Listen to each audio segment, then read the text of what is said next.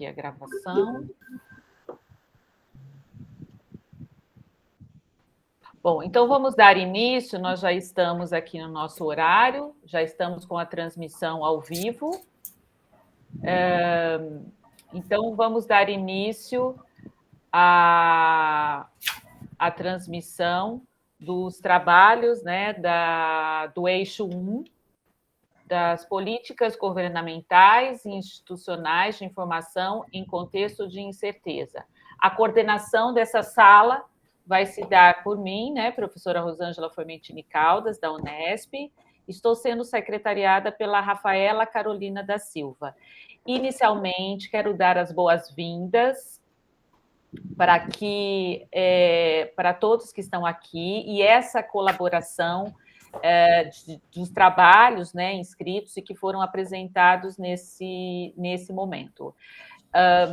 Nós temos aí a professora Yanê Fuster, né, então eu vou colocar algumas informações também na outra língua. Los certificados se enviarán después de las apresentaciones, las publicaciones se produzirão em 4 números da revista EDICIC. Então, os certificados das apresentações aqui da sala vão ser encaminhadas depois das apresentações, e as publicações elas vão se dar em 4 números na revista EDICIC, depois do dia 15 de dezembro. Então, abrindo as apresentações da tarde de hoje, tendremos agora a apresentação da professora Yanê Fuster, do Departamento de Gestão e Planeamento da Universidade da República. Espero que esteja falando correto. O tema, né, o título, Planificar em entornos incertos, aportes do modelo BANI a las políticas de informação. Temos 15 minutos de las apresentações. Depois desse tempo, nós vamos passar para as discussões. Yanê, professora Yanê Fuster, obrigada. Vou colocar agora. Prof, você esqueceu de falar sobre o sininho que a gente vai colocar quando a gente acaba. Pode falar, por favor, Rafa. Bom, boa tarde, pessoal. Eu sou a Rafaela, né? Vou secretariar aqui vocês. A gente adotou um sistema aqui, então, quando estiver faltando 5 minutos para terminar o tempo de apresentação de vocês, a gente vai tocar um sininho, um barulhinho, assim, esse barulhinho aqui, vou mostrar para vocês. Espera aí. Para que chame a atenção, né? E vocês vejam que está quase na hora de terminar. Tendremos um sinal de campana. Esse barulhinho, ó. Perfeito, gracias. Ok, vocês escutaram? Sim. Então, ok, então. No escuché, pero bueno, no importa. De alguna manera, me voy a dar cuenta, tranquila. Ok. Obrigada, então. Boa apresentação. Buenas presentaciones a todos. Bien, bueno, buenas tardes. Un gusto compartir la tarde de hoy desde Uruguay con ustedes. Y bueno, como ya han anunciado las compañeras, bueno, voy a presentar sobre planificar en entornos inciertos. Se está viendo una diapositiva que no es, tendría que ser el título. Ahí, planificar en entornos inciertos, aportes del modelo BANI a las políticas de información. Ahora sí podemos pasar a la primera. En un mundo donde la información está presente en las bases del desarrollo económico, político y cultural de las naciones, se impone el despliegue de políticas de información que permitan a los estados habilitar y promover las actividades de información científica y técnica en esta nueva sociedad que está asignada por la rápida evolución de las tecnologías.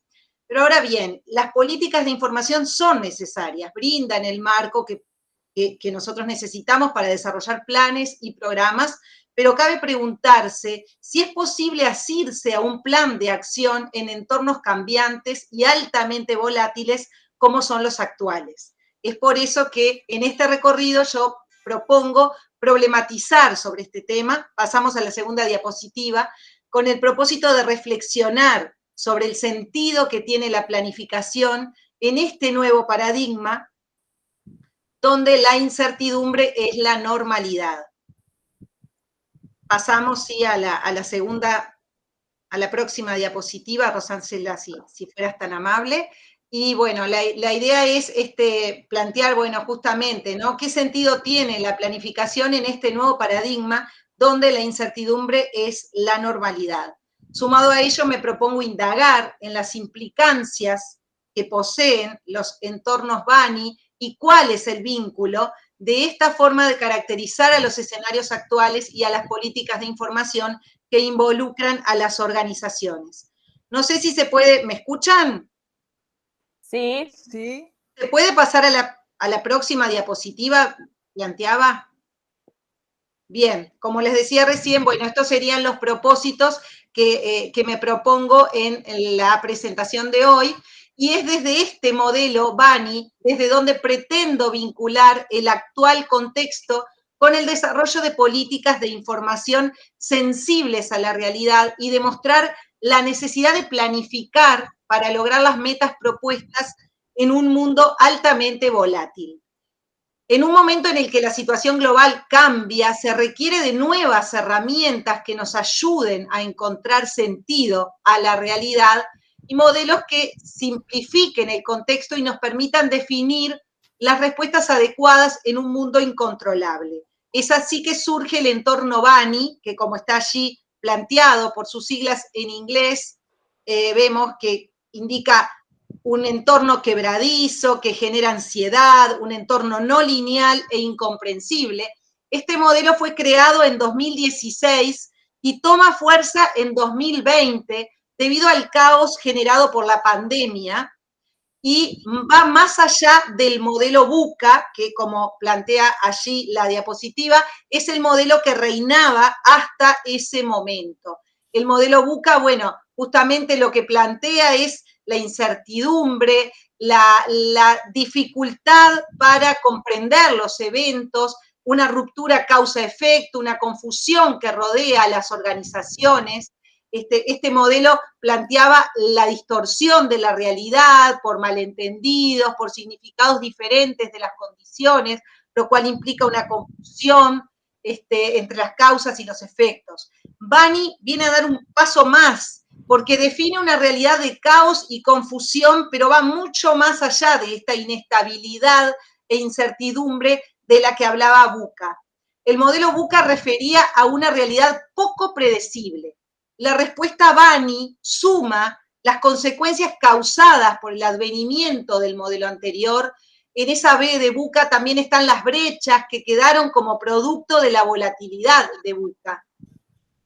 El contexto se ha vuelto cada vez más quebradizo y por lo tanto frágil, porque en cualquier momento se puede romper. Los sucesos mundiales impactan en la capacidad de pensar y de pensar en horizontes temporales a mediano y a largo plazo, y eso hace que, bueno, que todos estos entornos tengan su razón de ser, ¿verdad? Se debilitan los sistemas sociales, incluso aquellos que se creían muy fuertes.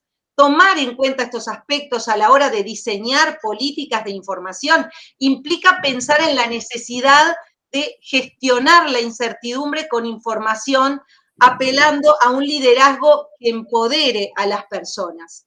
Esta apuesta a la transformación desde la gestión de las personas busca dar movimiento a la rigidez que detentan los sistemas y ayuda a reducir la ansiedad, que es lo que plantea la letra A de BANI, ¿no? Provocada esa ansiedad por la sensación de impotencia y por la tendencia actual a vivir en el futuro y no en el presente.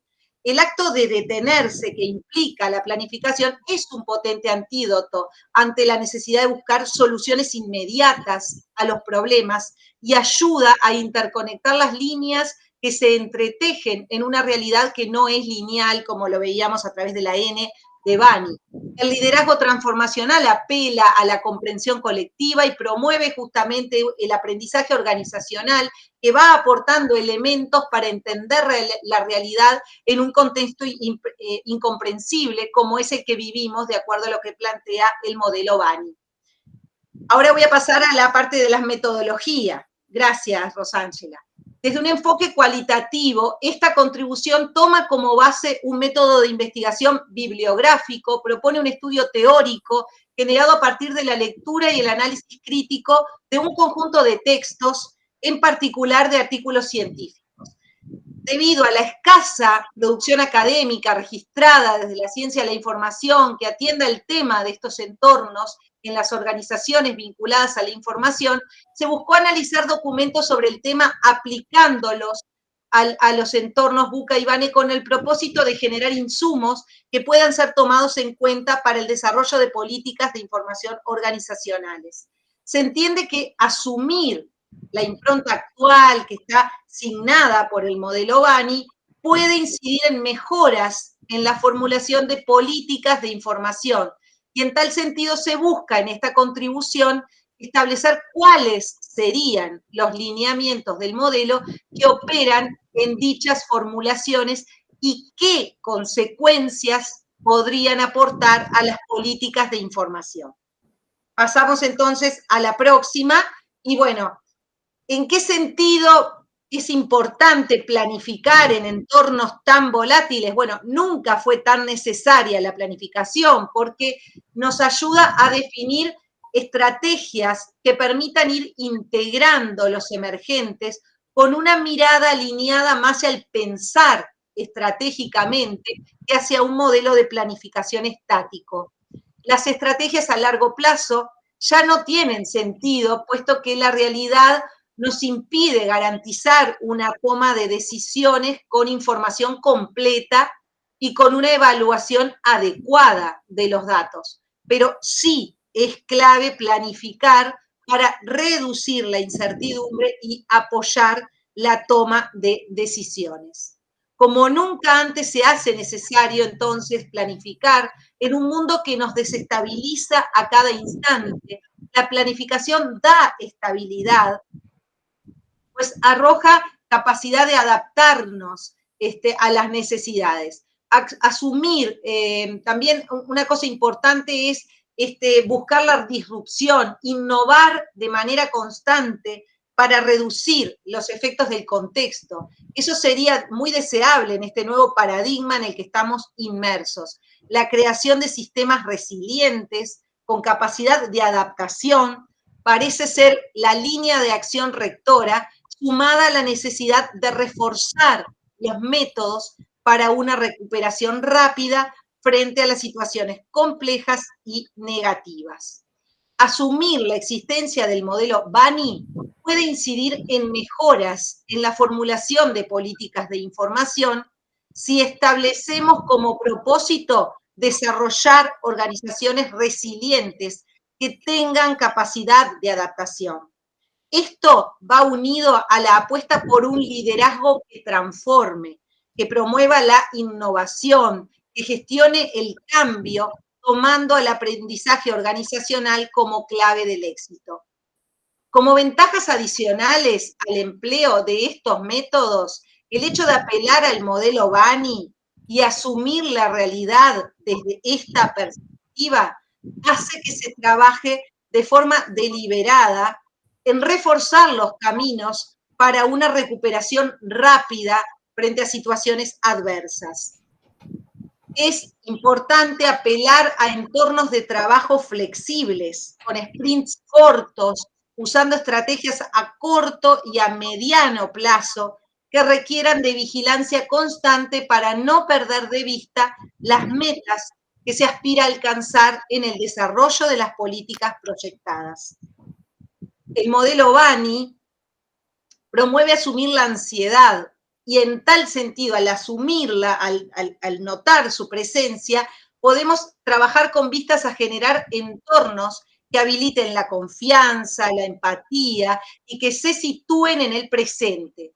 El trabajo en ambientes espiralados, es decir, no lineales, implica un ejercicio prospectivo de construcción de varios escenarios sobre los que nos podamos mover, donde la visión global y la capacidad de adaptación se incluyan dentro de las metas de la organización.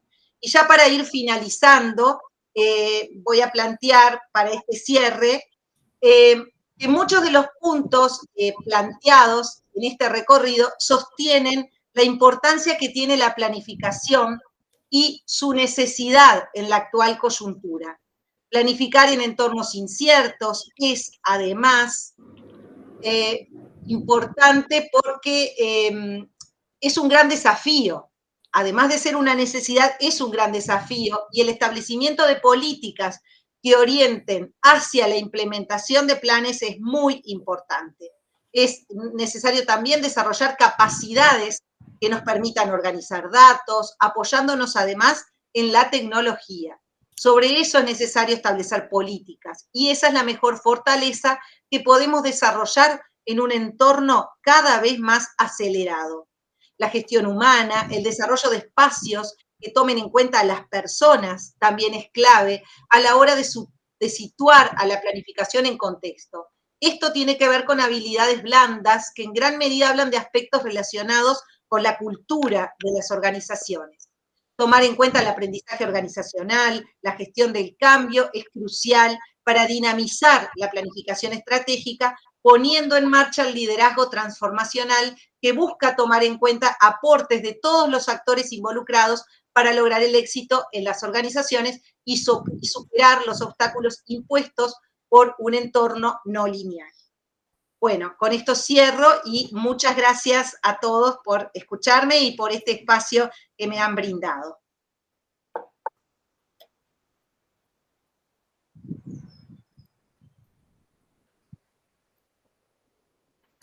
Felicitaciones por la investigación, professora Yanê. Vamos, então, passar para a segunda... só um minuto. Vocês conseguiram ouvir quando eu coloquei o sininho ou não apareceu o som para vocês? Eu não ouvi, Rafaela. Também não ouvi, Rafa. Ixi, então vou colocar aqui no celular. Se vocês puderem dizer para mim se vocês conseguem ouvir agora. Peraí. Tá. Mas a Anete apresentou no tempo rapidinho. Nem chegou a dar o tempo certinho. Peraí.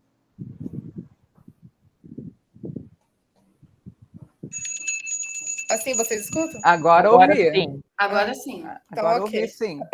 Ahora sí escuché, yo estaba nerviosa por la hora y me apuré porque tenía miedo de no escuchar y pasarme del tiempo. Apresentou no tempo certinho, Yanê, parabéns.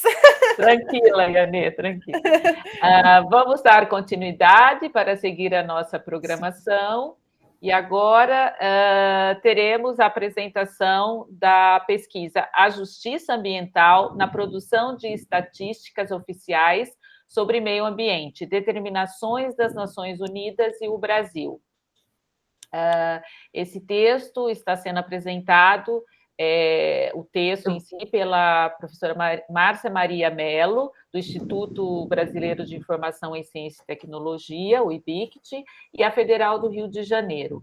Pela Liz Rejanes Berner, também do IBICT, com a Federal do Rio de Janeiro, e a Thais Elaine da Silva, também do Instituto Brasileiro de Informação em Ciência e Tecnologia, o IBICT, com a Universidade Federal do Rio de Janeiro. Estou vendo que é a Márcia que está aqui e vai apresentar. Isso. Então, obrigada, Márcia, pelo texto de vocês, pela pesquisa, que sem dúvida nenhuma, no momento em que estamos vivendo, né, a pesquisa é a luz que está nos iluminando, né, nos dias atuais.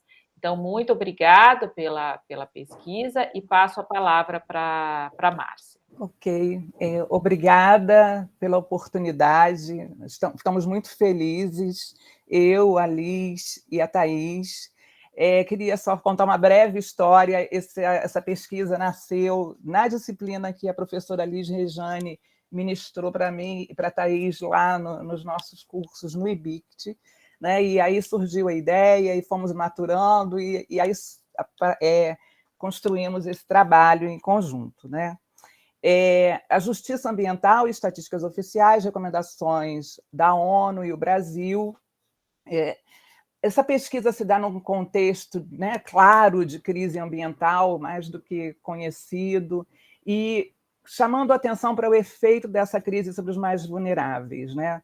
E a nossa questão é: há informação para, né, para que isso seja combatido no sentido do que é vulnerabilidade e estimulado no sentido do que é proativo, né, para a superação do problema ambiental. Então, com isso, no nosso artigo, nós entrelaçamos questões ambientais, climáticas, informacionais e políticas. Nós destacamos o conceito justiça ambiental, ele é um conceito central, nós vamos explorar, mas essa figura que está aí já diz muito do que né, já dá um spoiler do que é a ideia da justiça ambiental, e trabalhamos com um olhar crítico sobre aspectos éticos e usos relacionados à informação em nosso artigo. A ideia é fazer o recorte sobre estatísticas oficiais. Então, portanto, nós olhamos muito para as recomendações das Nações Unidas. Esse símbolo é da Comissão de Estatística das Nações Unidas, que é o fórum internacional principal das estatísticas mundiais, e olhamos para o Brasil, olhando para o IBGE, que é o órgão oficial de produção de informações estatísticas. A justiça ambiental nós consideramos como um enfoque essencial para a abordagem das crises ambiental e climática. E, sem dúvida, o impacto maior é sobre os mais vulneráveis. E a justiça ambiental, ela tanto aparece nas causas da crise ambiental quanto nos seus impactos, né? Justiça ou injustiça. Porque 1% da população global, esse 1% mais rico, gera, por exemplo, 1/4 das emissões de carbono, dado entre 1990 e 2019, mostrando uma desigualdade no que atinge o meio ambiente e em quem recebe, né? Então, começou a se trabalhar muito com essa ideia da justiça ambiental e outros termos surgem, né? Se fala em justiça ambiental, injustiça ambiental, se fala até em racismo ambiental e ecologia dos pobres. Eu destaquei no nosso artigo, aparecem outros conceitos, esse conceito do Bullard, em onde ele comenta a justiça ambiental como ele adotou a expressão, né, injustiça ambiental para designar os danos ao meio ambiente que sobrecarregam de forma desproporcional pessoas de baixa renda, populações marginalizadas, grupos minoritários e vulnerabilizados, e a quem ele chama de comunidades de invisíveis. E essa imagem é de uma indígena do povo Krenak, de uma entrevista que ela deu para um informativo da UFMG, falando do Rio Doce, né? Quem acompanhou a tragédia de Mariana, o Rio Doce sofreu muito, e ela, para além de comentar das perdas no que diz respeito à alimentação, ela chega a tocar que até para a espiritualidade do povo dela, o sofrimento do rio tem uma importância muito grande, né? Eu acho que ilustra muito bem o que a gente está chamando a atenção aqui em termos do que é justiça ambiental. Diretrizes e acordos internacionais nós também apontamos no nosso artigo. Um principal é o do Conselho de Direitos Humanos das Nações Unidas, né, que um direito humano a ser assegurado é o acesso ao meio ambiente limpo, saudável, sustentável. E interessante que nós encontramos esse acordo de Escazú, né, realizado entre países da América Latina e Caribe, que quase que conecta com nossa preocupação do nosso artigo, porque ele fala em acesso à informação, em participação política por diferentes atores, ou seja, inclusive por esses, né, mais vulneráveis, e o acesso à justiça ambiental. O Brasil é signatário desse acordo, embora não tenha ainda feito a sua ratificação de participação. E a informação na questão ambiental ela é muito ampla, né? Ela vai desde a necessidade de formular meios para que a questão ambiental seja apreendida pela sociedade e a sensibilização do cidadão, né? ponto explorado por Jacob Maia, 2016, a gente explora isso lá. O contexto de governança, no sentido de uma grande obra vai ser realizada, como que os atores todos devem participar, como os moradores vão ter conhecimento de que impacto aquela obra traz, né? Muitas vezes vendida como desenvolvimento econômico, mas sem a devida possibilidade de discussão da governança ambiental. Um outro momento, que a informação é ambientalmente importante, é um trabalho até da professora Liz Svenner, sobre certificação de produtos orgânicos. Esses 3 exemplos é só para mostrar como é que informação ela tem uma amplitude de uso imensa quando se trata da questão ambiental. No nosso trajeto de pesquisa, né, o nosso percurso, além da revisão bibliográfica, que nos levou a esse destaque para o tema da justiça ambiental e, claro, conectada à informação, nós trabalhamos com 3 etapas de análise documental. A primeira delas foi basicamente de busca de palavras-chave, né, nos objetivos e metas do milênio, nas programações das comissões de estatística da ONU. Depois aprofundamos tópicos, né, numa segunda etapa, das sessões realizadas anualmente pela Comissão de Estatística e, por fim, documentos relacionados ao Brasil e IBGE. Okay? Então, foram essas 3 etapas documentais. No trabalho com as Nações Unidas, observando o trabalho das Nações Unidas, nós vimos tópicos relacionados a classificações, marcos estatísticos centrais, e vimos que o tema ambiental ele tanto premia a questão da justiça ambiental, como eleva a discussão ambiental a um protagonismo no campo das estatísticas. Com relação a classificações, são inúmeras, nós localizamos 15 delas, tratando de vários temas, ecossistemas, flora, recursos marinhos, classificações mais abrangentes que tratam, por exemplo, a proteção ambiental, a gestão ambiental. Vimos também, nessa Classification of Statistical Activities, que eu vou parar para falar um pouquinho mais dela, ela é uma classificação do tipo universal, no sentido de que ela procura organizar todo o conhecimento constituído a partir das estatísticas oficiais. Então, essa classificação está partindo para uma segunda versão, que vai ser aprovada em 2023, na Comissão de Estatísticas. Eu digo vai ser, porque a essa altura, quando a comissão se reúne em fevereiro, a essa altura já está tudo, né, praticamente definido. O tema ambiental, que antes era um tema de segundo nível nessa classificação, que organizava conhecimento estatístico, passa a um primeiro nível de importância e ganha detalhamento, né, descrição do que deve estar dentro. Então, condições de qualidade ambiental, recursos ambientais, eventos extremos, assentamentos urbanos e saúde ambiental. E já aproveito para destacar que, especialmente, esses temas, eventos extremos e desastres ambientais e assentamentos humanos e saúde ambiental, são muito conectados com a questão da justiça ambiental. Um marco estatístico, que é chamado Marco do Desenvolvimento de Estatísticas Ambientais, que é vigente desde 2013, ele trazia, inclusive, a discussão da governança e da regulamentação ambiental, né, que é essa coisa de como é que o ambiente afeta os espaços e como é que a governança disso se dá para negociar o que de fato vai ser realizado, a preparação para eventos extremos e a informação e consciência ambiental. Quer dizer, muito interessante, né, abordando no sentido da nossa preocupação aqui. Um outro marco é o sistema de contas ambientais. E no que diz respeito às o sistema de contas econômicas ambientais, um sistema complexo que eu não vou detalhar, mas as estatísticas oficiais brasileiras, né, vou falar desse sistema econômico aqui, falando das estatísticas brasileiras, o que a gente observou no nosso artigo foram 40 anos das estatísticas, né, e vamos percebendo como esse tema evoluiu no tempo. Ele era uma caixinha de discussão e passou a significar várias temáticas, uma riqueza incrível. Hoje, o Brasil dispõe de embora uma implantação paulatina, contas econômicas de água, de energia, características físicas do meio ambiente também são estatísticas que estão lá presentes, porque o IBGE reúne a geociência e a estatística.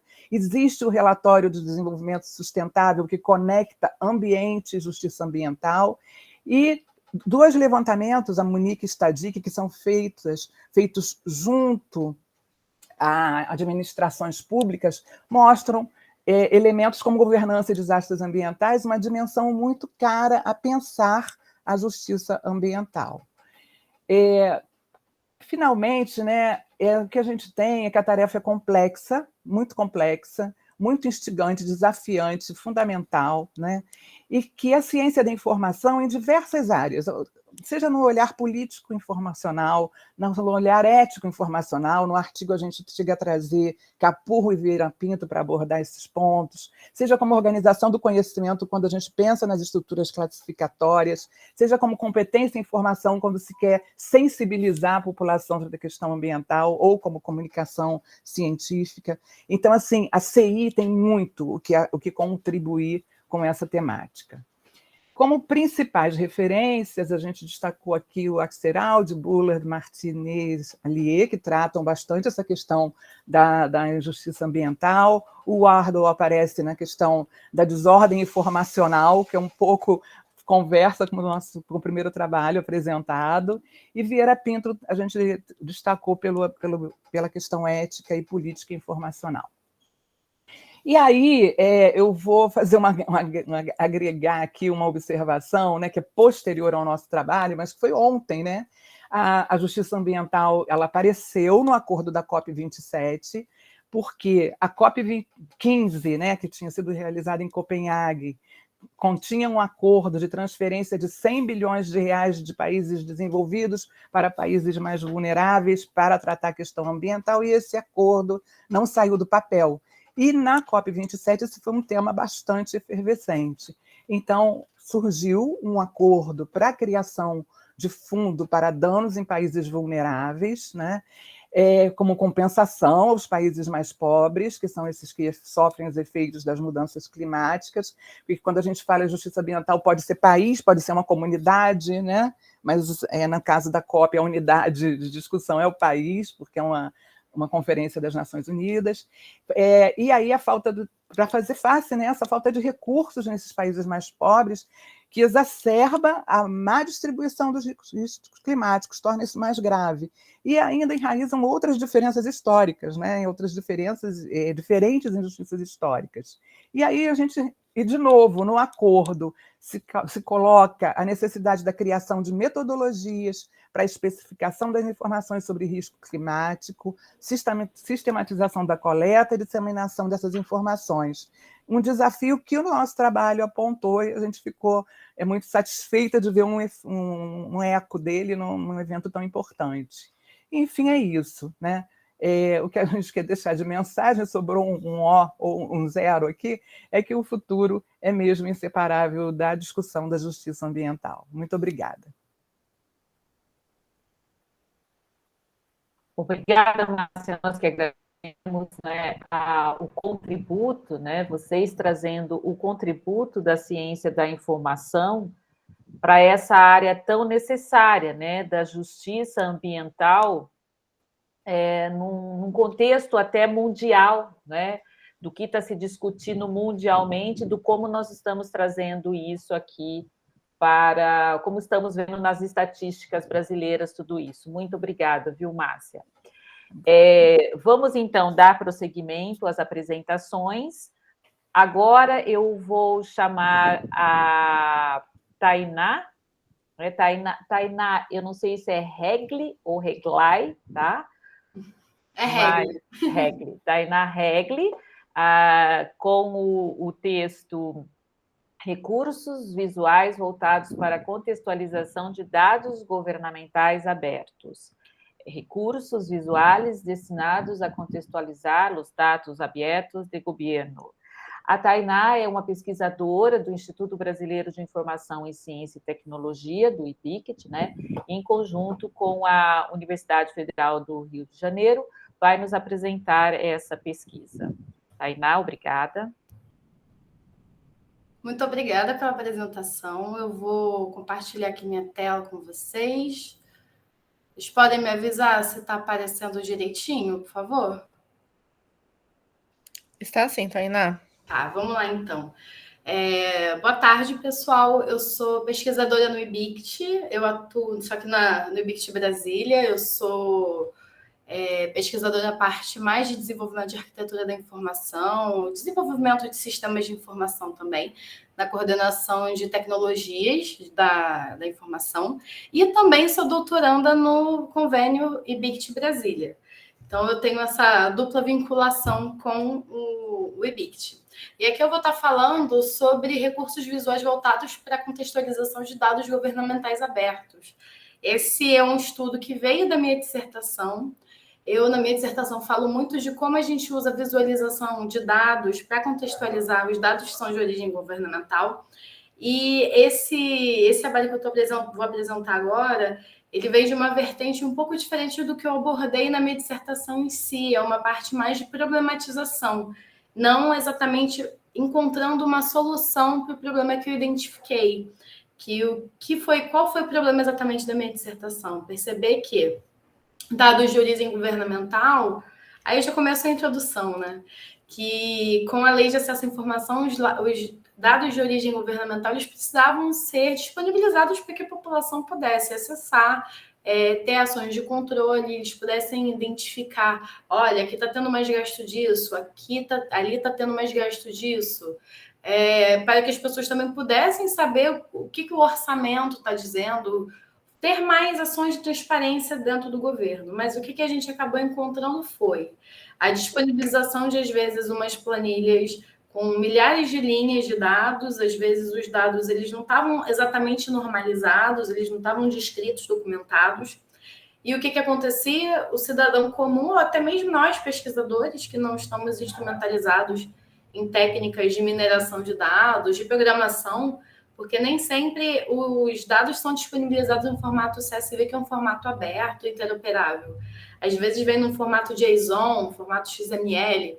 E aí, como é que o cidadão comum, que eu não estou falando nem do âmbito da pesquisa acadêmica, cidadão comum mesmo que no dia a dia, que tem curiosidade, quer acessar ou quer se informar mais, como é que ele consegue identificar esses dados? E aí, a minha dissertação em si, ela falou sobre como a gente poderia utilizar a visualização de dados para transformar esses dados em informação, que a gente poderia disponibilizar um gráfico de barras, um gráfico de pizza, um mapa, ficaria uma forma mais fácil daquela pessoa, do cidadão médio, poder entender o que aqueles dados querem dizer. Só que aí, conforme eu ia escrevendo a dissertação, eu entendo que o recurso da visualização é válido, mas eu ia me perguntando, será que só ter a visualização é o suficiente? E aí eu comecei a me deparar com um conceito que eu estou trabalhando agora na minha tese, que é o que eu chamo de literacia visual, ou pode ser competência em visualização de dados, ou alfabetização visual, eu não sei exatamente qual vai ser a terminologia que eu vou utilizar ainda. Ainda estou tentando descobrir, mas eu entendo que é um conceitinho que está totalmente ligado ao que seria a competência em informação, ou a competência crítica em informação. Eu posso dizer que seria um conjunto de competências que fazem parte da competência em informação, e essa seria uma delas, principalmente quando a gente considera que a gente está vivendo numa era regida por dados, que o Big Data está aí, a gente precisa saber o que fazer, senão a gente vai acabar sendo tomado e sendo levado por discursos que não são necessariamente corretos, digamos assim.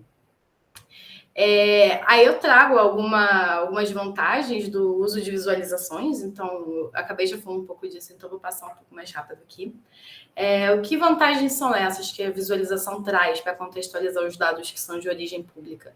Tem maior transparência de processos, atividades, resultados que são realizados no âmbito governamental. O uso de visualizações promove a compreensão da gestão de gastos e da gestão pública. Promove o levantamento de questões, porque uma vez que o cidadão, que a pessoa está ali olhando aqueles dados, ele começa a problematizar e questionar algumas coisas. Como eu falei anteriormente, pode questionar com o que determinado orçamento é gasto, pode questionar também com o que não é gasto, pode acabar identificando algumas fraudes, alguns problemas. Então, é realmente um empoderamento da fração da sociedade que não possui conhecimentos técnicos, e eu entendo que é absolutamente uma descentralização do poder dos detentores das técnicas especializadas, que muitas vezes acabam dando para a gente discursos prontos, e aí a gente entra um pouco também na questão das fake news. Eu não vou entrar exatamente nesse âmbito, mas é só para a gente entender como a questão dos dados e de uma vez que as pessoas não entendem o que eles querem dizer, como eles podem ser manipulados através de discursos que se dizem fundamentados e apoiados em dados que, para a gente, às vezes, a gente acaba achando que só por eles estarem sendo baseados em dados, ele quer dizer que é uma afirmação, é um estudo muito confiável. E aqui é o objetivo de trabalho de compreender e analisar a relação e o processo de utilização de recursos visuais para promover a democratização do acesso a dados de origem governamental. E aí, como método, eu fiz um levantamento bibliográfico, como eu falei, foi uma parte da dissertação. Eu coloquei aqui 3 eixos conceituais, que seria dados governamentais abertos, visualização de dados abertos e lei de acesso à informação. A pesquisa foi feita na época, na BRAPSE, BNCIB, LISA, OASIS, BRC, BDTD. Eu falei desses eixos conceituais, mas tivemos algumas variações desses conceitos, tanto na língua portuguesa quanto na língua inglesa, para ter uma maior abrangência do levantamento. E aqui eu venho contextualizar o que são exatamente esses dados governamentais abertos, famosos DGA, como a literatura costuma chamar. Eles têm o objetivo de estimular o uso, reuso e compartilhamento de forma livre e independente de quem manuseia esse propósito, e compreender a publicação e disseminação de dados em formato bruto e aberto, provenientes do setor público na web. Esse tipo de dado deve ser compreendido de maneira lógica e permitir a reutilização e aplicações tecnológicas elaboradas pela sociedade.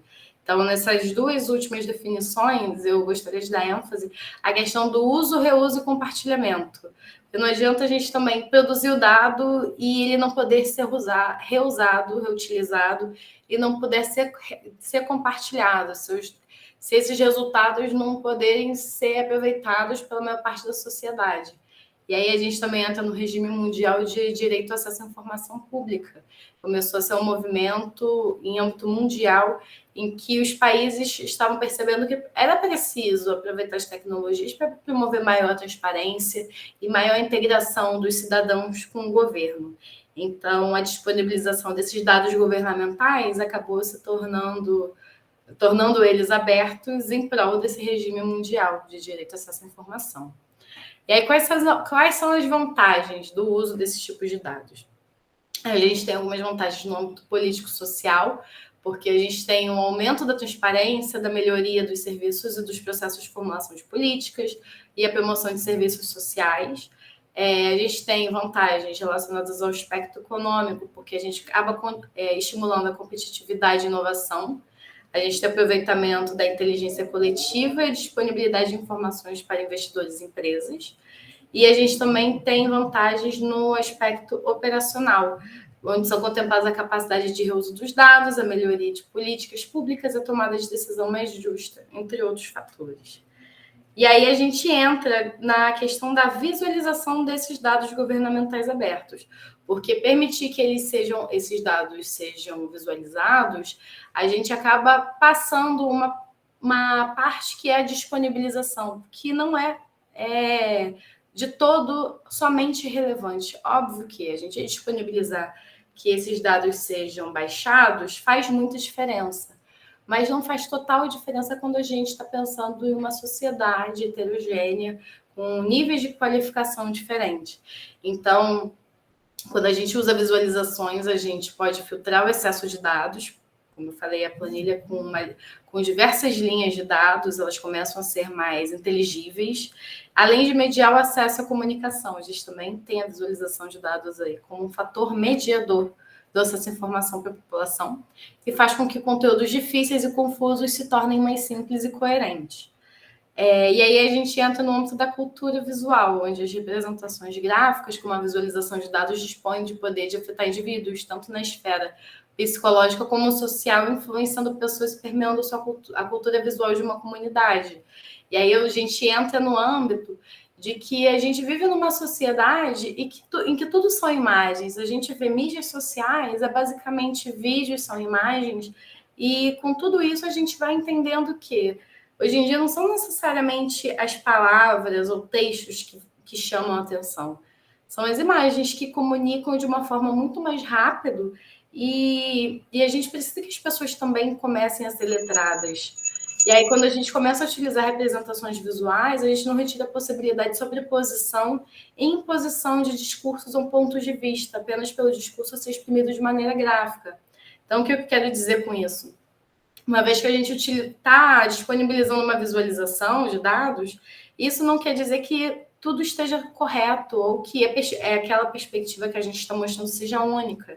Assim como a gente fala de um estudo, falei anteriormente, que são pessoas que detêm técnicas especializadas, com a questão da visualização é o mesmo. A gente faz pequenos recortes dentro de um conjunto de dados. Então, é interessante que o usuário ele tenha ferramentas para que ele possa construir suas próprias visualizações, para que ele possa também olhar de uma maneira crítica a visualização que ele está se deparando e possa questionar de onde vieram esses dados, como é que esses dados foram coletados, essa visualização, ela realmente está correta? Ela é o melhor tipo de visualização para esse tipo de dado, por exemplo?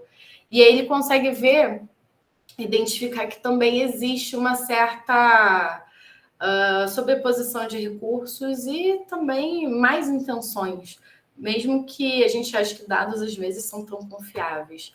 E aqui eu trouxe uma pintura que eu acho muito bacana, que é do René Magritte, A Traição das Imagens, onde aqui embaixo do cachimbo está escrito, traduzindo para o português, isso não é um cachimbo. E aí eu trago como título a referência de um livro de um estudioso da cultura visual muito bacana, que é Todas as Imagens Corporizam o Modo de Ver. Porque tem muito a ver com a questão de que essas representações visuais, elas carregam em si traços culturais, cosmovisões, que consistem em modelos aproximados de algo, mas que não são realmente o algo em si. São representações que trazem visões de mundo diferentes, perspectivas, conhecimentos. Então, quem cria uma imagem, quem cria uma representação visual, está colocando ali seus preconceitos, suas visões, suas cosmovisões, e não necessariamente a gente pode considerar que só porque é uma imagem ou só porque ela é baseada em dados, ela seria neutra, ou ela não teria a inserção de viés, por exemplo. Então, esse meu trabalho, ele basicamente vai trazer uma problematização sobre a ingenuidade, que eu já passei por essa ingenuidade, inclusive, de acreditar só porque uma visualização de dados, ela vai ser uma visualização neutra, sem viés, que não pode mentir, mas quando pode. Tem um autor, Alberto Cairo, que ele fala sobre como mentir com gráficos. Inclusive, é muito mais fácil do que a gente pensa. A gente pode manipular pelas cores, utilizando gráficos que não necessariamente são os ideais. A gente pode fazer um recorte e não exibir exatamente os dados que a gente não gostaria. E aí aqui a gente traz o viés político de uma sociedade visuocêntrica, onde é definido quem pode ver, que tecnologias dispõem para fazer e como se constroem representações visuais sobre o que é observado. E aí a gente entra no regime de visibilidade informacional, onde são tomadas decisões sobre o que exibir, assim como o que ocultar. Eu acho que o mais importante sobre o que decidir o que exibir é sobre o que ocultar. Se a gente está fazendo um gráfico, vamos botar um gráfico de barras que é um dos mais simples, e a gente decide, não vou botar o gasto que foi com essa tal coisa, porque eu acho que não vai pegar tão bem. Então, eu posso simplesmente ocultar uma coluna, mas uma coluninha da visualização, às vezes, pode querer dizer muitas informações. Então, a gente tem que estar atento também sobre o que está sendo apresentado e que não necessariamente tem interesse ou não para quem está realizando aquela visualização. E aqui, para fechar, o regime de visibilidade informacional, ele compreende as condições nas quais nos relacionamos com a informação e uma perspectiva, a forma como acessamos ou a maneira que buscamos opacizá-la. E aí tem o risco de transparência seletiva, em que a gente pode decidir dar enfoque a algumas coisas em detrimento de outras para valorizar determinados discursos. E aí, como considerações finais, eu trago que o oferecimento de recursos de visualização nas plataformas que oferecem dados governamentais abertos torna iminentes processos de entendimento e simulação dos dados e sua contextualização. Mas isso vai para além da popularização do acesso à informação de origem governamental, porque a gente tem que se manter vigilante com as verdades secretadas em dados contextualizados e representações gráficas e levando em consideração essa cultura visual que estamos vivendo hoje em dia e cuja tendência é apenas aumentar, principalmente no aspecto relacionado aos dados. E é isso, muito obrigada. Tá, a sua participação, tão necessária essa pesquisa nos dias de hoje também, não, Tainá, com tantas inverdades, né, que estão sendo colocadas, né, a imagem, o poder da imagem, né, para colocar a questão da informação. Muito obrigada pela apresentação. Vamos dar continuidade. Antes de nós continuarmos, foi pedido que nós dessemos aqui uma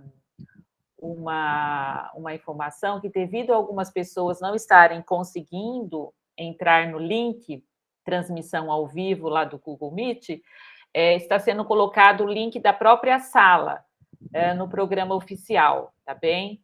Então, devido a que algumas pessoas não podem ingressar na transmissão em vivo, temos colocado os enlaces às salas do Google Meet, ok?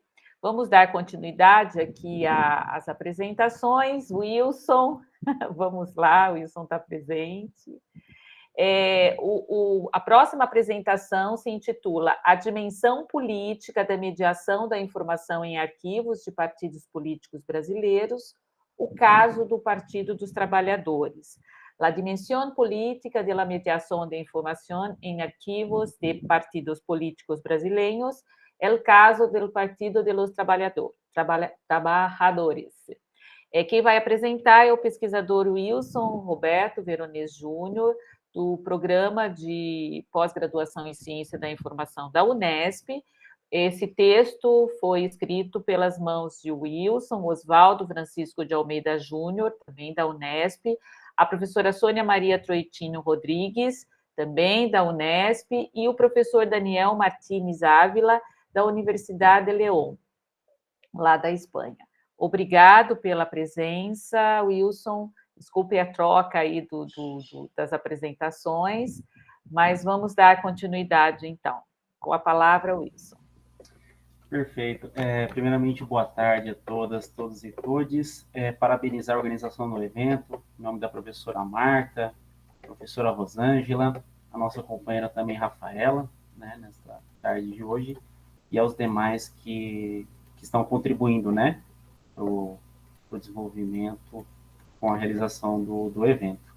Bem, conforme a professora Rosângela já mencionou, né, este é o tema, né, do nosso artigo, em conjunto com os professores Oswaldo, Sônia e o Daniel, né.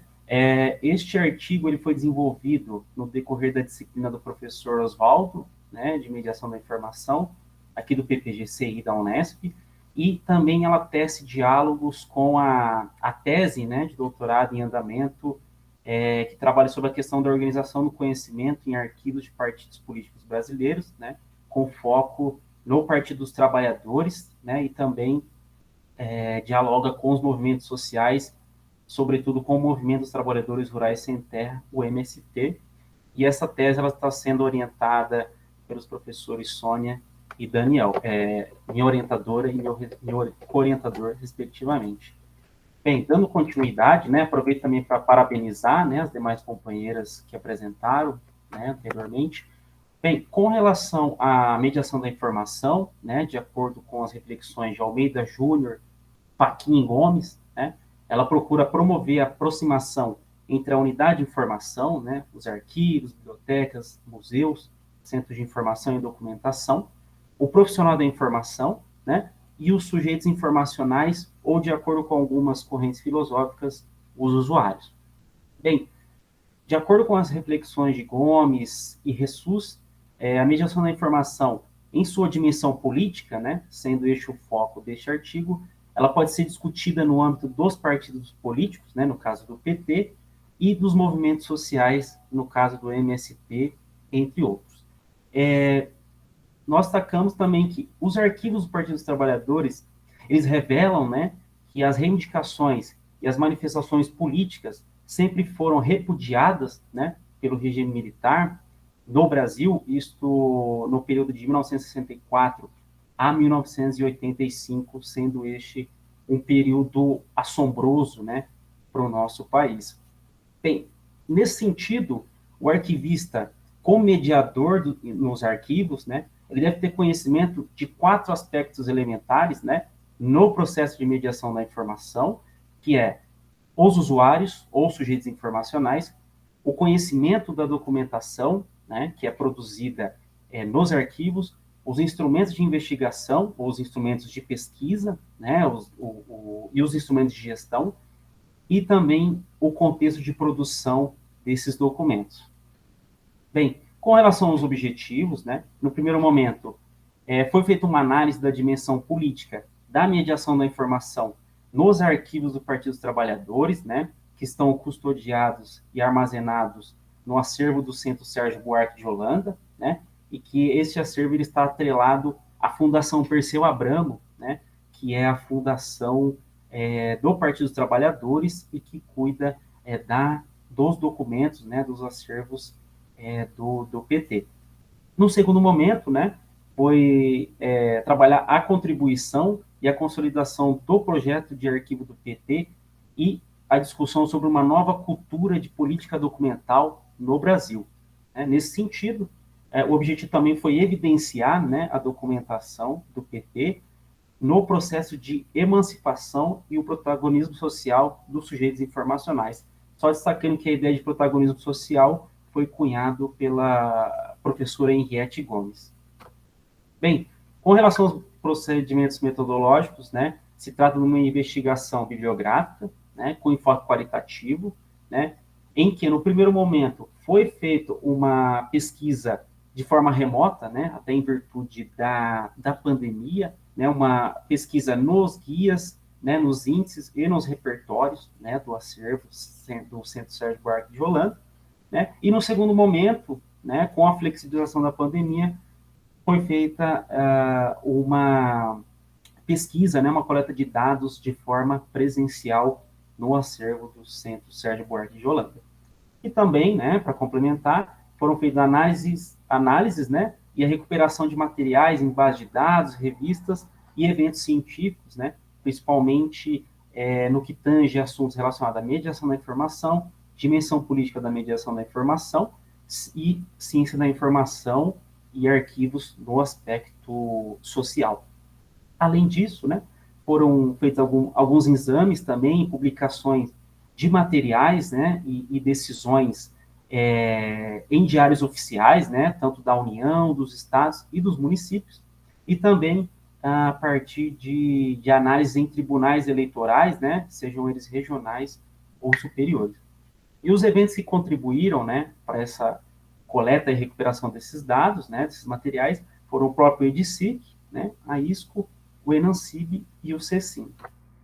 Bem, entrando na questão da mediação da informação, né, nós temos uma definição bastante consolidada do professor Almeida Júnior, né, onde ele defende que a mediação da informação é toda ação de interferência, né, seja ela realizada pelo profissional da informação, de forma direta ou indireta, né, de maneira consciente ou inconsciente, de forma plural ou singular, né, de maneira individual ou coletiva, e que proporciona a apropriação da informação, né, que satisfaz de maneira parcial ou total uma necessidade informacional. Ou seja, nesse sentido, no caso do Partido dos Trabalhadores, a ideia é discutir se esse acervo ele contempla esses sujeitos informacionais, né, que são militantes, simpatizantes e dirigentes, né, ou pesquisadores e pesquisadoras que trabalham com a questão da documentação de partidos políticos brasileiros e que tratam principalmente da questão da memória e da história do Brasil. Bem, a mediação da informação, ela tem se convertido em uma conexão entre o coletivo e os indivíduos, né, ou grupos sociais, e que é realizada para melhorar o acesso a uma determinada coleção ou acervo, né? Por conta da tradução ficou como coleção. Segundo a professora Henriette Gomes, né, a mediação da informação, ela depende, né, das habilidades de comunicação, além de outros aspectos que estão relacionados à mediação da informação. Com relação à dimensão política da mediação da informação, embora nós não tenhamos encontrado uma definição mais específica, né, sobre o conceito, né, a professora Henriette Gomes, ela defende que a dimensão política da mediação da informação é o elemento fundamental para a emancipação e o protagonismo social dos sujeitos informacionais. Está aí muito bem demarcada a questão do protagonismo social. Segundo Gomes também, esses mediadores, né, os mediadores da informação, eles ensinam a trabalhar em unidades de informação, contribuindo para a preservação, a recuperação, o acesso à informação, com a leitura e com a apropriação da informação. E também, né, esses mediadores, eles estarão contribuindo para a formação de sujeitos, né, cada vez mais capazes de gerar comunicação, produzir informação, gerar comunicação, produzir informação e cultura, expressar-se, manifestar-se e atuar no processo de comunicação. E de acordo com Calheiras e Santos, né, essa dimensão ela se alcança quando os sujeitos tomam consciência e podem intervir em suas atitudes pessoais e coletivas. Bem, comentando um pouco sobre alguns aspectos históricos do Partido dos Trabalhadores, né, o Partido dos Trabalhadores, de acordo com o Menegoso, ele nasce, né, a partir de uma expressão plural, né, de uma sociedade que é marcada pela desigualdade social e pela desigualdade, pela injustiça social, né, além da violência, né, que até então era exercida, né, naquele contexto, o contexto de ditadura militar, dependendo da necessidade de guiar-se interna e externamente pela democracia. Embora formalmente o Partido dos Trabalhadores tenha sido legalizado em 1979, né, já existiam alguns movimentos, né, que foram base, né, para o desenvolvimento do partido, né, como os movimentos sociais, como os movimentos artísticos, outros movimentos políticos e movimentos intelectuais, movimentos religiosos, então, determinantes, né, para que o partido pudesse se desenvolver. De acordo com Alves, né, desde a sua fundação, o PT se do que representava os interesses da classe trabalhadora e com fortes características, né, só na questão do trabalho, também outras questões relacionadas à igualdade de gênero, igualdade da mulher, né, entre outros aspectos da nossa sociedade. E também é preciso lembrar que vários movimentos de esquerda, né, se somaram à sua construção, como o Partido Comunista Revolucionário, a Democracia Socialista e o Trabalho.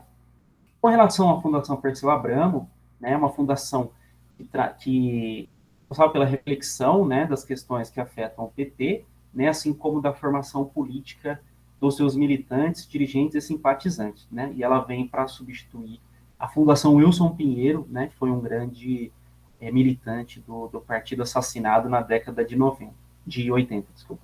É uma fundação privada, né, que é mantida pelo fundo partidário, e o objetivo dessa instituição, né, além de outros, é colaborar com a consolidação do PT de uma nova cultura política e documental no Brasil.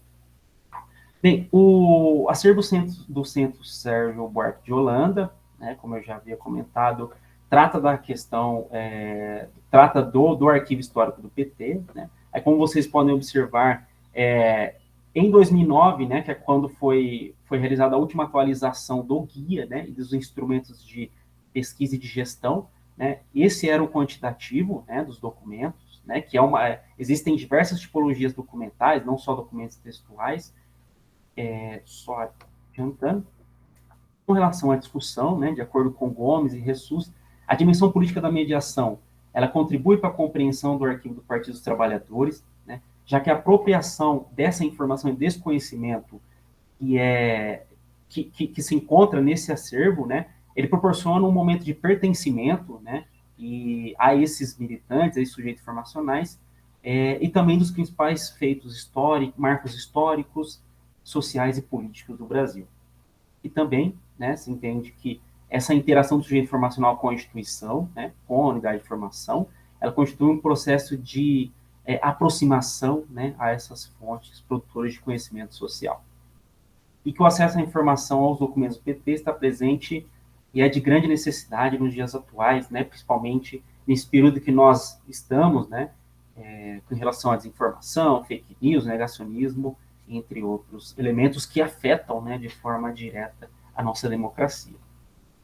Bem, com relação às considerações finais, né, nós destacamos que a mediação política da informação é um elemento-chave para entendermos o arquivo do Partido dos Trabalhadores, né, e que foram considerados os trabalhos sobre protagonismo social, né, a fins de argumentação, né, de conexão, né, para o desenvolvimento da discussão, né, e que nós destacamos também que os arquivos são instituições sociais e culturais, né, e que estão estritamente relacionados ao protagonismo social, né, e que é preciso levar em consideração que esse protagonismo ele não deve ser levado apenas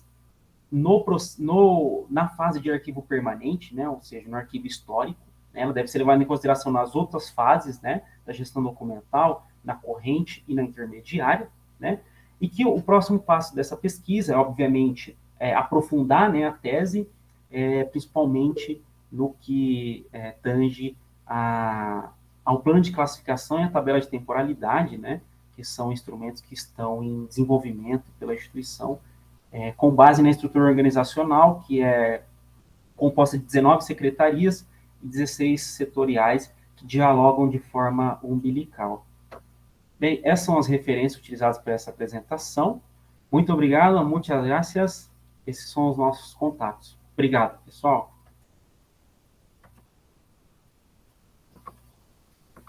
Wilson, nós agradecemos, como você falou, né, nesse momento de tanta desinformação, não é? Principalmente quanto a esse partido específico que você apresenta, que nós tivemos aí o nosso presidente eleito, né?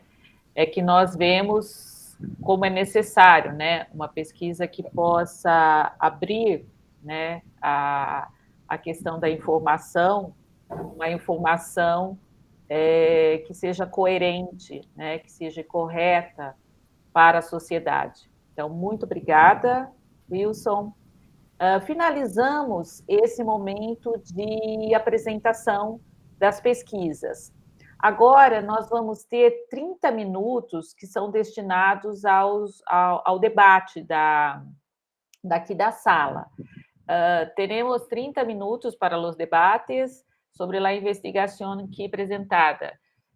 Me gostaria de abrir esse momento para os participantes. Vou começar este momento.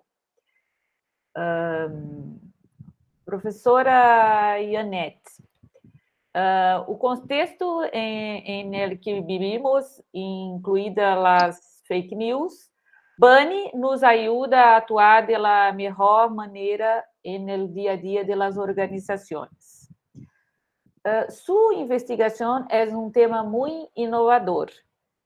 Que encontra em la literatura mais cercana a sua investigação? Bien, bueno, he notado que hay como una zona de vacancia en nuestra área, en la ciencia de la información, en relación con los entornos Buca y Bani. En particular, sobre los entornos Bani no hay prácticamente bibliografía. Sí hay algunos documentos elaborados sobre entornos Buca, pero son como muy genéricos y a su vez de un corte más bien empresarial. En realidad, lo que nosotros tenemos que desarrollar es como una intervención más situada, es decir, leer esos, un poco sobre el tema, que es, como les decía, muy poco, e ir desarrollando teoría vinculada con eso. Yo creo que ahí hay como una oportunidad de trabajo interesantísima para desarrollarnos desde el punto de vista teórico y poder aplicar a la ciencia de la información un entorno tan seductor como es el que propone Buca y como seductor en el sentido, en términos de investigación. Y me parece muy interesante lo que tú planteas, Rosángela, vinculado con las fake news, porque, bueno, justamente son producto de este tiempo, de un entorno altamente incierto, volátil, donde la incertidumbre, bueno, plantea como esos espacios y para que se intercale información que de pronto no está verificada, que no está de la forma en que debería estar. Entonces, obviamente, hay ahí un diálogo interesantísimo sobre las fake news y los entornos Bani, que requeriría, sí, una intervención, un desarrollo, un trabajo de parte nuestra como profesionales de la información. Hay ahí una oportunidad de desarrollo profesional sumamente interesante.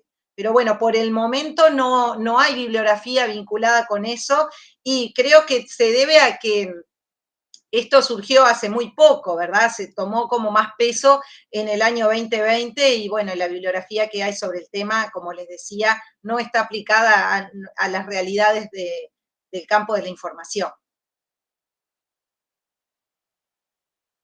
Sí, quando leí tu texto, hasta imaginei a dificuldade de levantar texto em nossa área.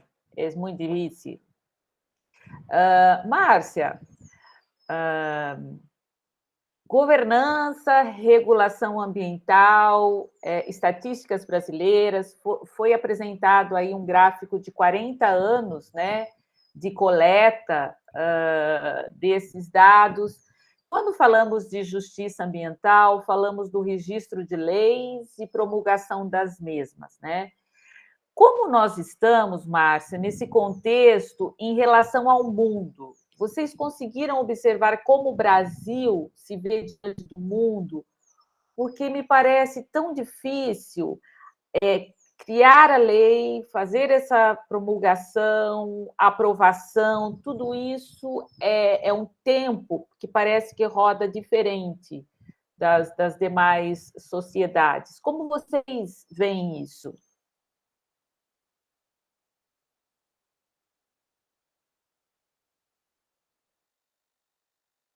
Primeiramente, temos que considerar que o termo justiça ambiental, ele tanto atende a essa vertente legal, né, judiciária, quanto a questão da desigualdade em si, né, do conceito da falta de atendimento ou das injustiças sociais, né? Então, ele é um tema, ele é muito amplo. Quando a gente olha naquele acordo de Escazú, que a gente comenta no texto, ele faz essa vertente. Os autores que tratam a injustiça social, outros diferentes, né? Eu trouxe até o exemplo da indígena Krenak, já é muito nessa ótica da desigualdade mesmo, professora. Por quê? Porque são dois olhares importantes na questão ambiental, ambos envolvem governança, ambos envolvem a necessidade da competência informacional e a participação política, né? E chega até no extremo a falar de ativistas ambientais, que é um nível de atuação mais menos, digamos assim, menos majoritário, né? Porque o ativista é aquela pessoa com foco. Então, agora, como é que nós estamos com o mundo, né?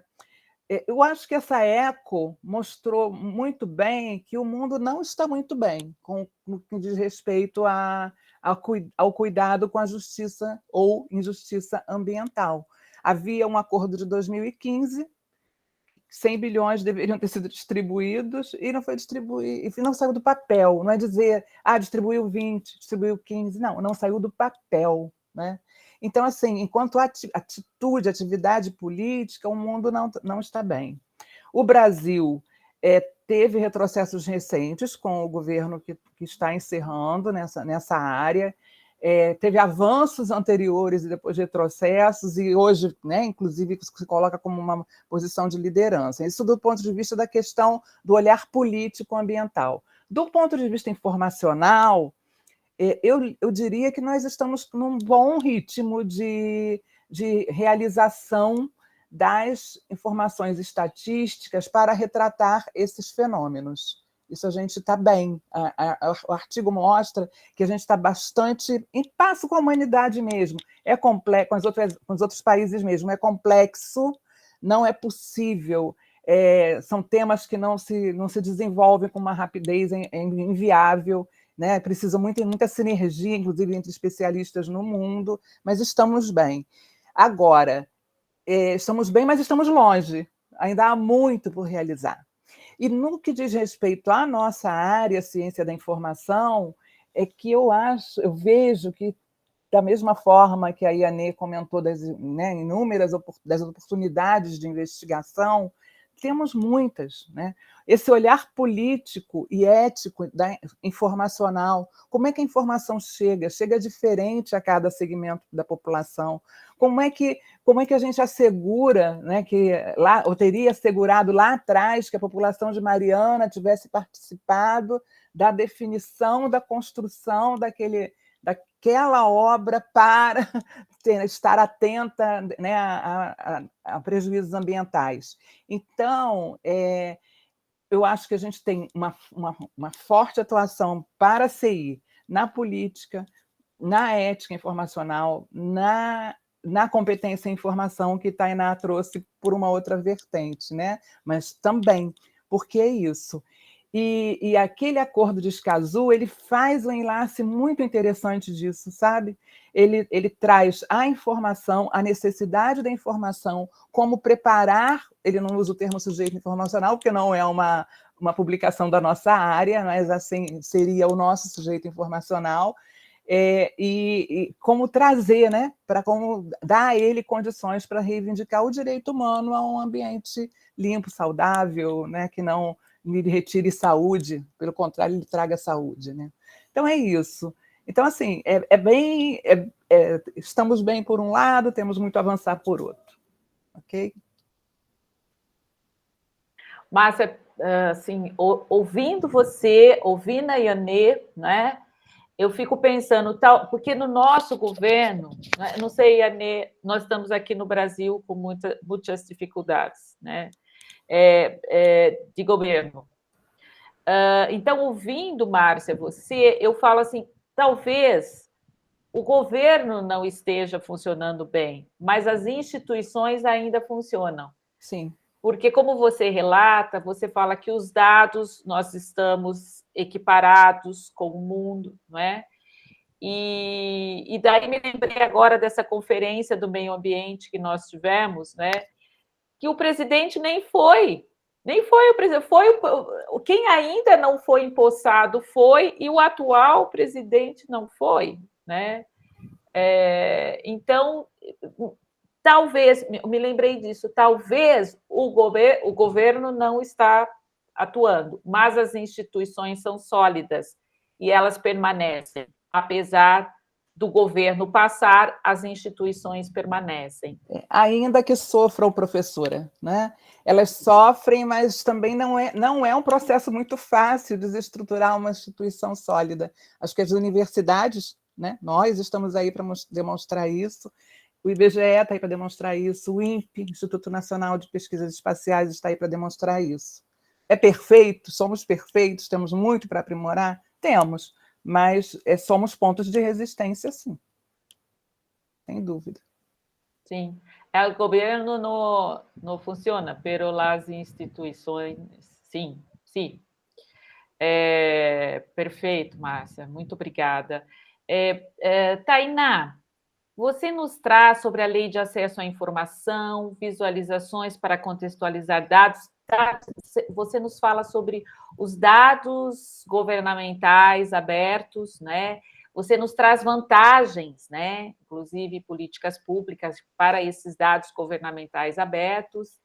Entretanto, você também nos coloca, né, que é possível mostrar apenas aquilo que se quer pelas instituições, né? E isso é algo que a gente tem que ultrapassar.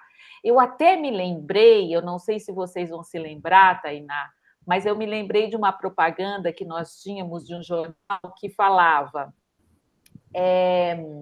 podemos contar um monte de mentiras dizendo somente a verdade.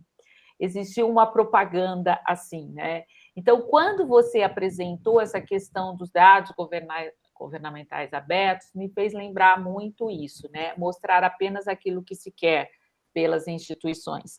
Então, como que você vê, né? Como que você vê dentro da sua pesquisa a facilidade de acesso a esses dados pela sociedade brasileira e como que essa representação gráfica que você apresentou poderia facilitar esse acesso e transpor, né, essa questão de apresentar os dados como eles são e não como as instituições gostariam de apresentar. Como que isso poderia ser transposto, Tainá? Bom, Rosângela, é bem legal a sua pergunta, porque ela vai muito de encontro à minha tese agora. Eu tive que fazer um recorte, eu sou bibliotecária, faço doutorado em ciência da informação. Na minha dissertação, eu super quis abrir, quero falar de dados de uma maneira geral, mas para a tese eu não poderia fazer isso. Então, fiz um recorte para bibliotecas e pesquisadores. Mas, assim, eu acho que a solução ela está parecida. O que acontece? A gente percebe que existe viés, que a gente pode mentir com dados, com visualizações. Eu, quando comecei a dissertação, eu estava achando que, nossa, isso vai resolver o mundo. Não estava imaginando que a gente teria os mesmos problemas que a gente tem com a desinformação atual. Eu estava achando que era muito, nossa, resolveu tudo. Só que não. Só é uma outra forma da gente ter desinformação, da gente poder mentir e manipular outras pessoas. E aí eu encontrei esse conceito da literacia visual e é o que eu tenho defendido até então. Na minha tese eu estou falando sobre a importância das bibliotecas desenvolverem essa competência com pesquisadores. E aí, né, na pesquisa que eu tenho feito, eu tenho identificado o que eu chamo de serviços de dados e serviços de visualização de dados que as bibliotecas oferecem. Isso está muito no âmbito estadunidense, que é uma questão que eu ainda vou problematizar mais. Mas nos Estados Unidos, o desenvolvimento desses serviços chega a ser assim, indecente, absurdo, quando a gente compara com a nossa realidade. A gente tem bibliotecas lá em que existe um laboratório para visualização de dados, em que a gente tem mesas grandes com 2 monitores, programas que têm uma licença caríssima que eles disponibilizam para os pesquisadores.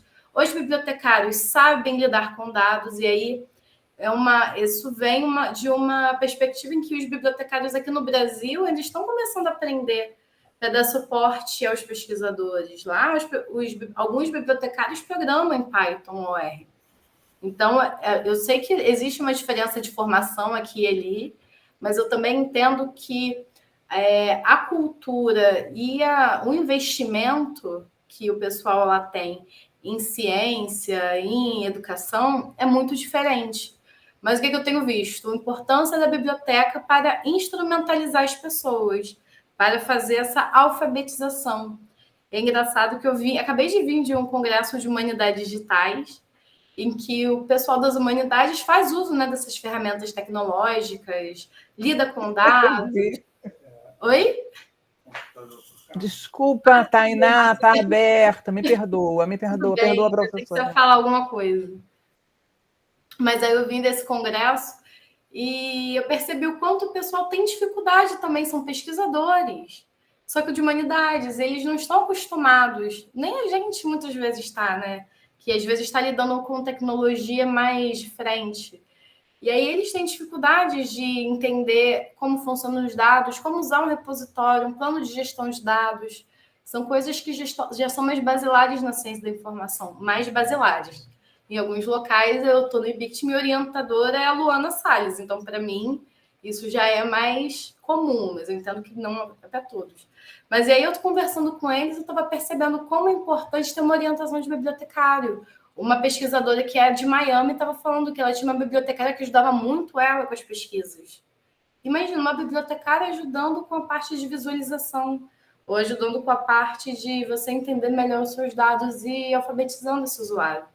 Então, eu acho que um bom caminho é os bibliotecários começarem a ajudar, assim como eles já ajudam com a questão de desinformação e competência também, informação que a gente já vem falando sobre isso já há algum tempo. Eu acho que desde 2018 a gente já tem entendido mais ainda a importância, que é da gente estar fazendo usuários críticos e formando, né, pessoas que possam questionar e exercer esse pensamento crítico e cobrar mesmo, e falar e estar cobrando quem fala o discurso e quem também fomenta esse discurso. Perfeito, Tainá, obrigada, né? Obrigada pelas colocações. Wilson, você coloca, né, a mediação da informação em arquivos de partidos políticos brasileiros, você nos apresenta essa pesquisa em específico do Partido dos Trabalhadores, né? Você coloca a memória, história do Brasil, você destaca muito a questão do protagonismo social, né? Inclusive com as citações lá da Henriette. E neste momento de incertezas, Wilson, qual ou como, né, tem sido a procura por informações pela sociedade nesses arquivos? Principalmente nesse momento que eu já coloquei, né, de enfrentamento diário, né, de uma boa parte da sociedade brasileira para com o Partido dos Trabalhadores, né, que nós estamos vendo aí na mídia todos os dias, né? Você tem esse dado, né, de como tem sido essa procura por informações? Se você tiver do Partido dos Trabalhadores, melhor, porque eu acho que é o foco da sua pesquisa, né? E existe também uma temática específica que se destaca nessa busca pela sociedade? Obrigada, Wilson. Muito obrigado pela pergunta, professora Rosângela. Vou tentar responder aqui. É que, assim, no início, eu acabei não contextualizando, mas o Partido dos Trabalhadores é o partido no qual eu sou militante, né? Então, só também comentar um pouquinho da tese. A tese em si, ela vai trabalhar com organização do conhecimento, né? Nos arquivos, né? Que é um tema também que nos últimos 30 anos tem sido bastante enfatizado, né? Inúmeras pesquisas foram desenvolvidas, né, sobre essa temática, e nesse sentido, né, eu como militante e como pesquisador, eu conversei com meus orientadores e falei, o que vocês acham de nós unirmos, né, essas duas situações? E eles falaram, se é o que você quer fazer, então vamos que vamos, né? Eu falei, não, é isso mesmo que eu quero atacar o problema ali, né, que é essa questão, a questão da mediação da informação nos arquivos, né, e a ideia também de estudo de usuários em arquivos, que tem tido também uma constância, né, tem sido bastante pesquisado também nessa temática, uma vez que, claro, que a questão do estudo de usuários ou dos sujeitos informacionais na biblioteconomia, ela é mais consolidada, né, mas nos arquivos isso vem sendo discutido, né, nos últimos tempos. Então, assim, não há uma informação específica, né, que é buscada nesse acervo, no caso da Fundação Perseu Abramo, né, no Sérgio Buarque de Holanda. Porque, assim, qual que é a nossa intenção no primeiro momento? É fazer esse diagnóstico para verificar como que está a situação do arquivo, né, porque, assim, como os instrumentos de pesquisa e de gestão estão em fase de elaboração, de desenvolvimento, então não tem como ainda nós chegarmos ao item documental, né? Então, se um usuário chega lá para ter acesso a uma determinada informação, um conteúdo, como esses instrumentos não estão desenvolvidos, então fica muito difícil, né? Chegar lá e ter o acesso a esse registro. Então, a gente vem trabalhando muito, principalmente no plano de classificação, porque a partir do plano de classificação, a gente tem uma ideia de como se dá as relações documentais, né? Porque se nós observarmos o plano de classificação do caso da Fundação Perseu Abramo, a gente vai ver ali que tem uma estrutura organizacional, né? Que tem as secretarias, os setores, né? Entre outros aspectos, mas não dá para ter uma clareza, né, dos documentos. Então, a gente precisa fazer o levantamento das tipologias, né? A gente tem uma ideia geral, né? Que tem ofícios, que tem cartas, que tem, enfim, entre outros tipos de documentos, né, que alguns se confundem com documentos museológicos, né, alguns também de biblioteca. Então, claro que o nosso foco é no documento de arquivo, né, o documento ali de validação jurídica, né, administrativa, enfim. Não sei se eu consegui responder, mas é que eu acabei puxando um pouquinho mais para a tese, né, para tentar elucidar um pouco. Perfeito, elucidou bem aqui a colocação aqui da sua pesquisa, onde ela se sintoniza para desenvolver todo o estudo, né? Obrigada, viu, Wilson? Agora, eu gostaria de estar abrindo, né? Nós fizemos aqui um bate-papo aqui com a coordenação, né? Mas eu gostaria de abrir agora esse momento de diálogo aos participantes, né? A hora me gostaria de abrir esse diálogo aos participantes, Yanê.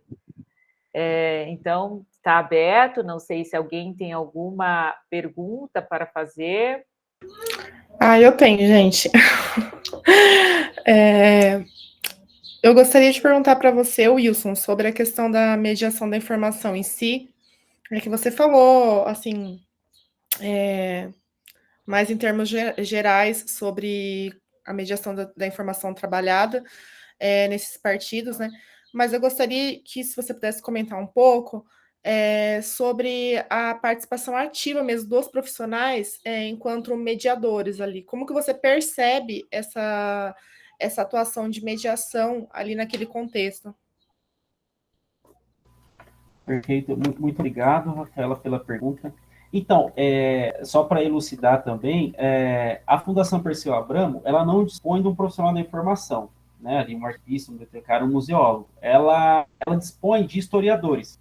Assim, claro que eles estão ali mais para contextualizar, né, a questão das narrativas, né, daquele contexto, né, histórico em que foi produzido o documento, mas até então não há um profissional, né, que tenha o conhecimento, por isso que eles estão ainda praticamente há 10 anos para desenvolverem os instrumentos, né, de pesquisa e de gestão. E nesse sentido, a ideia do protagonismo, né, e da mediação focar, obviamente, nos profissionais de informação, né, que neste caso a gente tem que lidar com os historiadores, né. Eu tenho também contribuído ali um pouco, né. É claro que a gente, quando chega numa instituição e a gente quer fazer um estudo de caso, a coleta, o pessoal às vezes tem um pouco daquele receio, né, de falar, como assim, a gente está trabalhando com esses documentos aqui, o que você quer aqui, sabe? Há esse estranhamento, né, porque no arquivo da Perseu Abramo, a gente tem o que nós denominamos de arquivos fragmentados. O que são esses arquivos fragmentados? É o seguinte, exemplo, eu tenho uma bandeira com a assinatura do Lula, eu tenho uma carta, uma foto com o Lula. Eu vou levar para casa. Não tem essa ideia de proveniência, de que o documento ele faz parte de outros documentos, né? Então o pessoal levava para casa. Então a nossa ideia é o quê? É fazer com que esses simpatizantes eles tragam esses documentos, né, para que a gente possa fazer.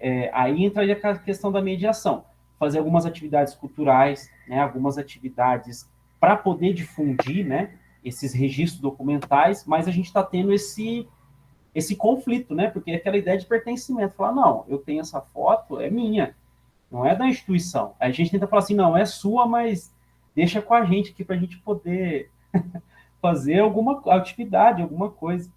Não sei se consegui responder, Rafa, mas obrigado pela pergunta. Sim, sim. Muito obrigada, Wilson.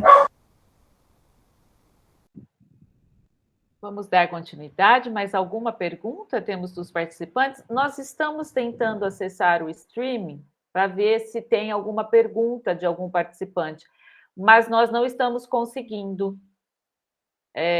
Portanto... na verdade, ele aparece aqui como se fosse a apresentação, mas não aparece os comentários aqui. Não sei se a sala tem mais alguma pergunta.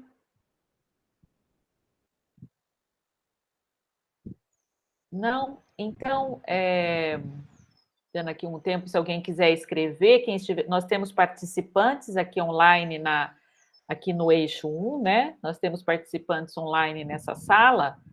gostaria de abrir aos participantes. Será que alguém tem alguma pergunta? Pode colocar escrita, se quiser. Acredito que não, porque não estou vendo ninguém se manifestar. Mas, então, eu quero registrar aqui um agradecimento, né, a todos os participantes, inicialmente do evento, que faz esse evento acontecer, da coordenação dos organizadores do evento, né, da comissão organizadora, comissão científica, né, para que o evento aconteça, de cada um de vocês, né, pesquisadores aí, Márcia Maria Mello, Wilson Veronês, Tainá, professora Ianê, né, que enriquecedor esse momento, trazer as pesquisas de vocês, para que nós consigamos entender um pouco mais, né, nesse eixo 1 aqui que nós estamos trabalhando, sobre a questão das políticas governamentais de informação neste contexto de incerteza. Eu gostaria de dividir aqui com você um momento, com vocês aqui, se vocês me permitem, né? Um momento que eu tive nesse final de semana, eu estive num evento na cidade de São Paulo, um evento de uma instituição que apoia e divulga as editoras científicas, né? Eles fazem livros das universidades de todo o Brasil. E nesse evento foi relatado, né, as dificuldades que nós estamos vivenciando com corte de verbas, com a própria divulgação da pesquisa científica, o que é certo, o que não é. Existem muitas editoras que estão produzindo muita informação, que não há uma coerência nem pareceres no que está sendo publicado, não é? Então, as editoras acadêmicas, universitárias, elas vêm nesse contexto para poder, né, fomentar a informação fidedigna, não é, de caráter científico. Então, estuve em um evento, eu não sei se a Ianê está entendendo, mas vou simplificar aqui. Estuve em um evento este fim de semana em uma instituição que apoia e promove as editoriais científicas e se informou da dificuldade que estamos vivendo.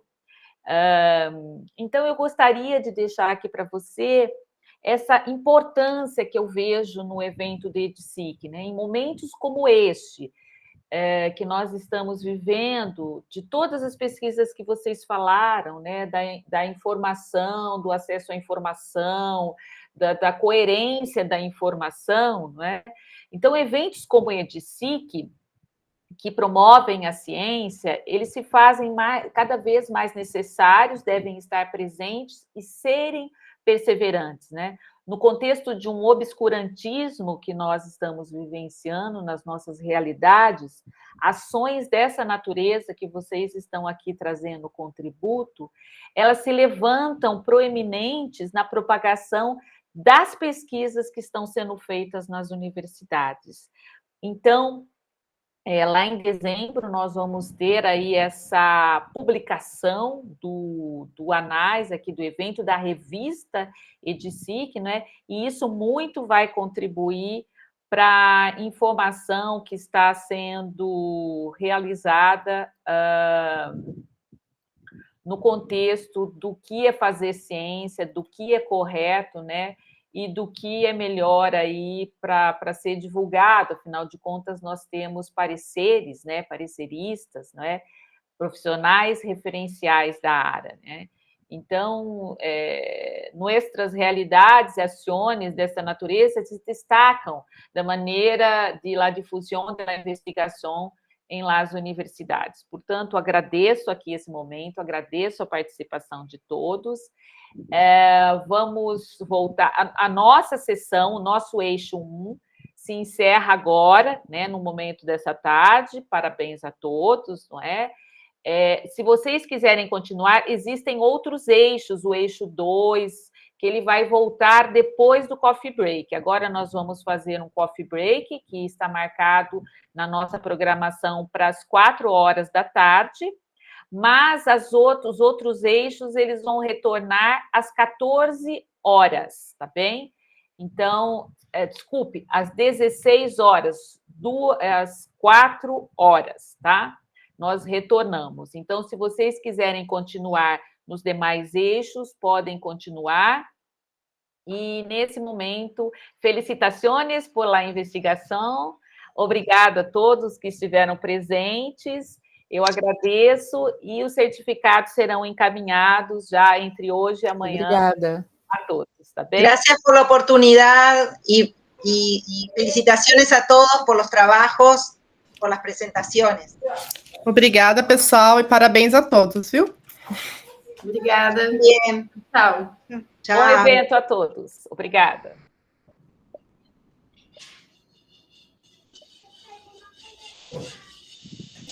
Rafa, tudo tranquilo? Tranquilo, prof. Deixa eu parar a gravação, só um minutinho. Uhum.